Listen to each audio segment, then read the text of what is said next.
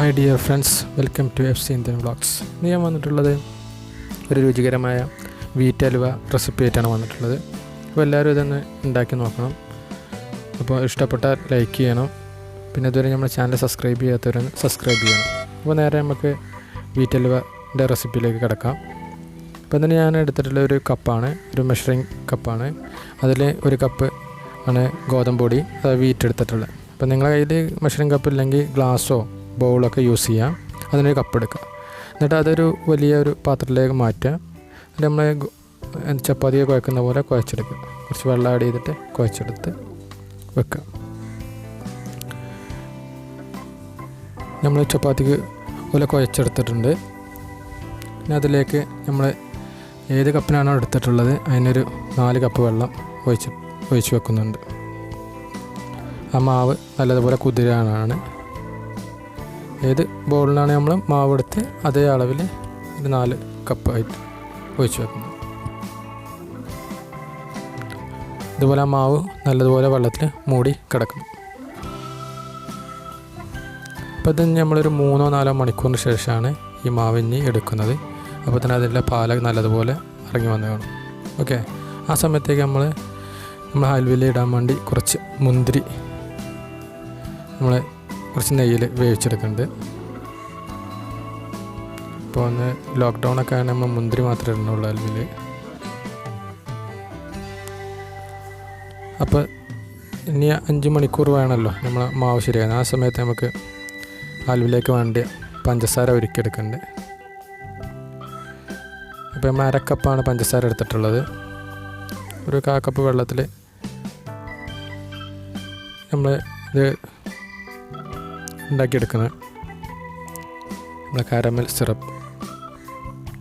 അത് പതഞ്ഞൊക്കെ വരുന്നുണ്ട്.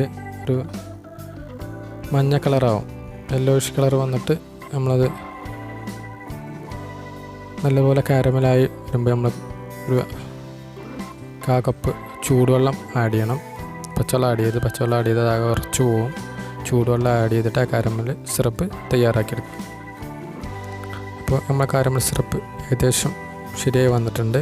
കുറച്ചുകൂടി കളറ് മാറ്റം വരാനുണ്ട്. നമ്മൾ ഇളക്കി കൊടുക്കുക നല്ലതുപോലെ. നമ്മളതിലേക്ക് കുറച്ച് ചൂടുവെള്ളം ആഡ് ചെയ്യണം. അപ്പോൾ ശ്രദ്ധിക്കണം, ഓരോന്ന് അത് പതഞ്ഞ് വരും, പൊന്തി വരും. അപ്പോൾ ദേഹത്തൊക്കെ തെറിക്കണം, ശ്രദ്ധിക്കണം. ഇനി നമ്മൾ മാവ് എടുക്കുകയാണ്. ഇപ്പോൾ 4 മണിക്കൂറൊക്കെ കഴിഞ്ഞു. ഇനി നമ്മൾ മാവ് ഇതുപോലെ ഒരു സ്പൂൺ വെച്ച് ഉടച്ചെടുക്കുകയാണ്. അതിൻ്റെ പാല് മാത്രമേ നമ്മൾ എടുക്കുന്നുള്ളൂ, ചണ്ടി ഒഴിവാക്കി കളയുകയും ചെയ്യും. ഏകദേശം പാലിങ്ങനെ ഇതുപോലെ സ്പൂണൊക്കെ ചെയ്ത് ഇളക്കിയെടുക്കുക. കൈ കൊണ്ട് പിഴിഞ്ഞിട്ട് പാല് മാത്രം എടുക്കുക, ചണ്ടി ഒഴിവാക്കി കളയും. അപ്പോൾ നമ്മൾ കുറച്ച് നേരം ഇതുപോലെ പിഴിഞ്ഞിട്ട് അതിൽ പാല് മാത്രം ഇളക്കിയെടുത്തിട്ട് നമുക്ക് അരിപ്പ് വെച്ച് ഒന്ന് ഫിൽറ്റർ ചെയ്തെടുക്കാം.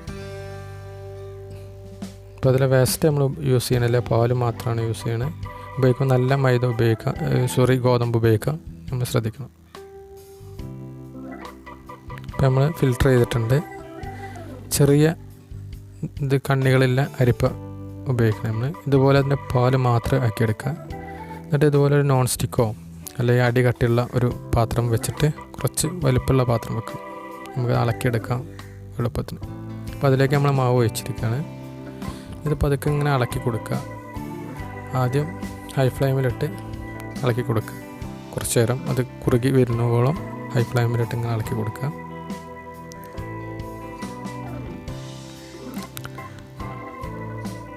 നമ്മളെ മാവ് പതുക്കെ കുറുകി വരുന്നുണ്ട്. അപ്പോൾ നമ്മൾ അത് വല്ല ലോ ഫ്ലെയിമിലേക്ക് മാറ്റി കൊടുക്കുക. ഇനി ലോ ഫ്ലെയിമിലിട്ടാൽ മതി. എന്നിട്ട് നമ്മളതിൽ കാരമൽ സിറപ്പ് ഒഴിച്ചു കൊടുത്തു. ഒന്ന് ഇളക്കി കൊടുക്കുമ്പോൾ നല്ല കളർ വരും.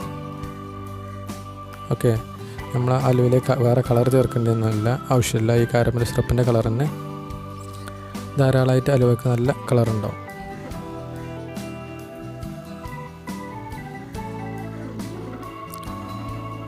നല്ലതുപോലെ ഇളക്കി കൊടുക്കുക. ഇളക്കൽ നിർത്തി കഴിഞ്ഞാൽ അടി പിടിക്കും. അപ്പോൾ അത് നമ്മൾ ഹൽവ ആകെ രസമാവും.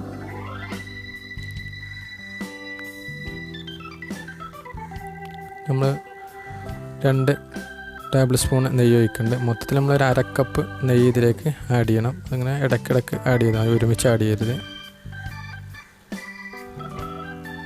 നല്ലതുപോലെ ഇളക്കി ഈ നെയ്യ് ഇതിലേക്ക് പിടിപ്പിക്കണം. നമ്മൾ ഈ മാവ് പതുക്കെ ടൈറ്റായിട്ട് വരും.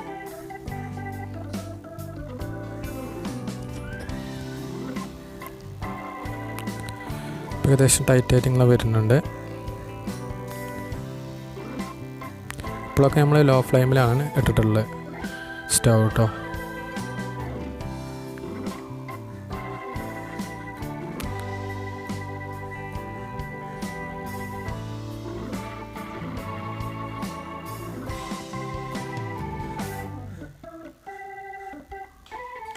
നമ്മളിതിലേക്ക് 2 കപ്പ് പഞ്ചസാര ആഡ് ചെയ്യുന്നുണ്ട്.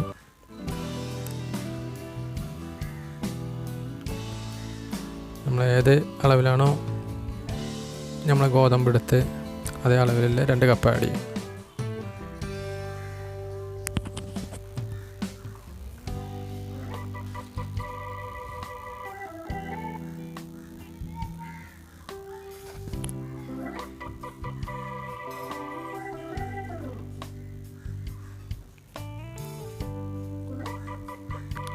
വീണ്ടും നമ്മൾ 2 ടേബിൾ സ്പൂൺ കൂടി നെയ്യ് ആഡ് ചെയ്യുന്നുണ്ട്.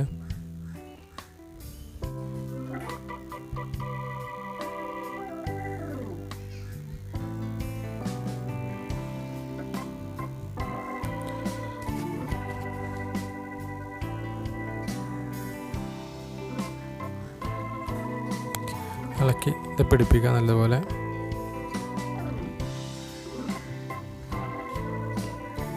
ഏകദേശം നമ്മൾ മാവ് കുറുകി വരുന്നുണ്ട്.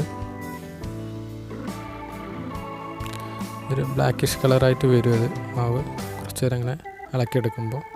അപ്പോൾ നമ്മൾ ഈ ടൈപ്പിൽ ഏകദേശം പാകമായി വന്നപ്പോൾ ചട്ടി ചെയ്യുന്നത് പാത്രത്തിൽ നിന്നൊക്കെ ഇങ്ങനെ വേർവിട്ട് പോരുന്നുണ്ട്. ഇതുപോലെ ഒരു ജെല്ലി ഷേപ്പിലേക്ക് എത്തിയിട്ടുണ്ട്.